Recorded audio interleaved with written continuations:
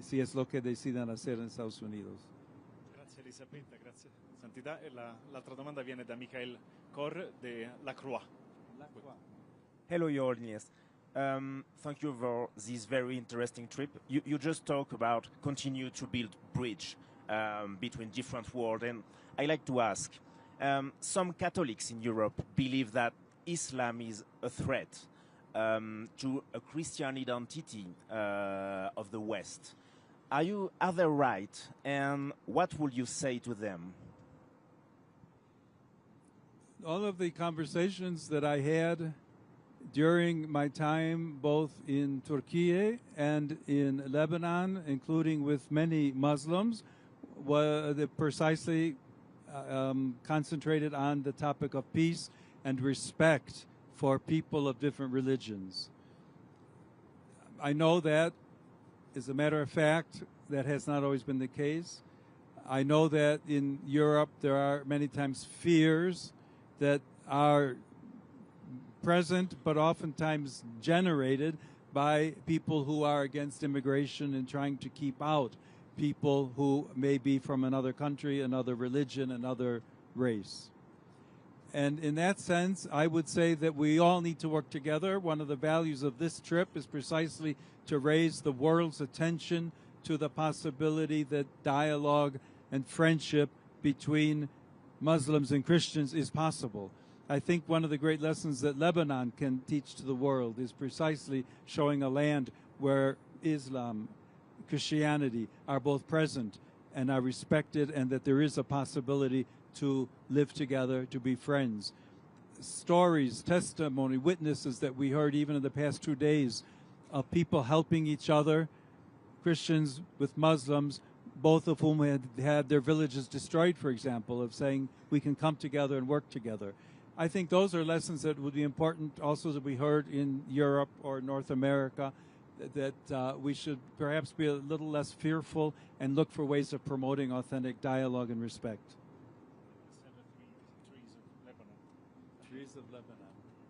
La prossima domanda viene dalla giornalista dell'ARD, Giordana. Santo Padre, la Chiesa in Libano, no, ok, dovevo chiedere in inglese, sorry. So, the church in Lebanon is supported also by the German church. There are, for example, some German aid agencies very active in Lebanon. So from that point of view, it is important that the German church has to be strong. And you probably know that there is a synodal way, we call it synodaler Weg, a process of change in the German church going on. Do you think this process can be a way to strengthen the church in Germany, or is it the other way around, and why? The synodal way is not unique to Germany. The whole church has celebrated a synod and synodality over the past several years. There are some great similarities, but there are also some marked differences between how the synodal Weg in Germany has been carried forward and how it may well continue in the universal church. On the one hand, I would say there is room certainly for respect for inculturation. The fact that in one place synodality is lived in a certain way and in another place is lived differently does not mean that there will be rupture or a fracture. I think that's very important to remember. At the same time, I'm aware that many Catholics in Germany believe that certain aspects of the synodal way that has been celebrated in Germany up until now do not represent their own hope for the church or their own way of living church. So there's need for further dialogue and listening within Germany itself so that no one's voice is excluded, so that the voice of those who are more powerful does not silence or stifle the voice of those who might also be very numerous but don't have a place to speak up and to allow their own voices and own expression of church participation to be listened to. At the same time, as you know, I'm sure, the German group of German bishops has been meeting through the past couple of years with a group of the cardinals from the Roman Curia, and there's an ongoing process there as well to try and make sure that the German synodal way does not, if you will, break away from what needs to be considered as the pathway of the universal church. I'm sure that will continue. I suspect there will be some adjustments made on both sides in Germany, but I'm certainly hopeful that things will work out positively. Grazie Santità, grazie Anne. E l'ultima domanda, Santità, è di Rita Al-Munaye di Sat7, un'altra giornalista che viene dall'area del Libano. We are 4 different Christian channels broadcasting in the Middle East and North Africa, 2 in Arabic, 1 in Farsi, and 1 in Turkish. First of all, I would like to thank you for giving a time for the Lebanese people. I am myself a child of war, and I know how much it means to have a hug from Your Holiness, a tap on the shoulder, and saying everything is going to be okay. And what struck me is your motto, Your Holiness. Your motto, it says in the one, we are one. This motto speaks of building bridges between different Christian denominations, between religion, and also across neighbors that sometimes can be a bit difficult.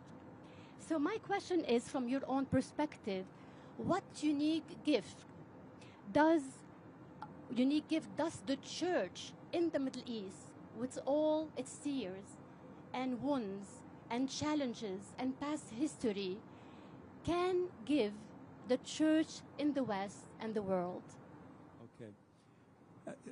Let me preface my response by saying that today, people who grew up in a very individualistic society, young people who passed a very significant amount of time during the pandemic because of COVID, and whose personal relationships are oftentimes very isolated in reality because they're only through computer screens or smartphones.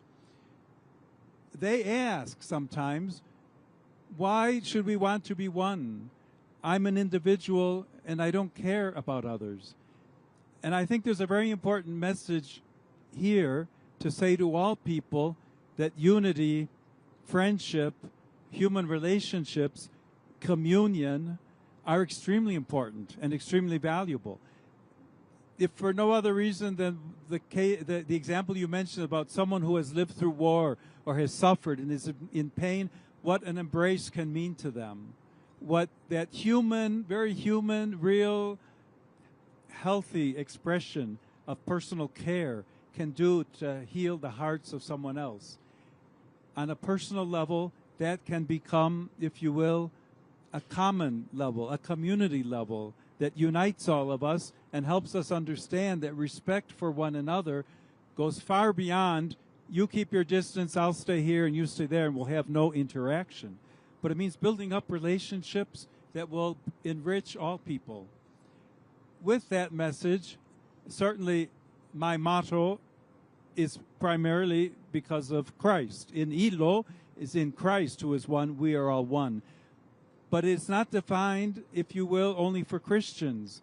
And as a matter of fact, is an invitation to all of us and to others to say, the more we can promote authentic unity and understanding, respect, and human relationships of friendship and dialogue in the world, the greater possibility there is that we will put aside the arms of war, that we will leave aside the distrust, the hatred, the animosity that has so often been built up, and that we'll find ways to come together and be able to promote authentic peace and justice throughout the world. Grazie Santità, grazie per queste sue risposte e per queste sue risposte, e grazie per la sua disponibilità nel corso di questo viaggio. Buon viaggio a tutti e grazie a voi. Grazie.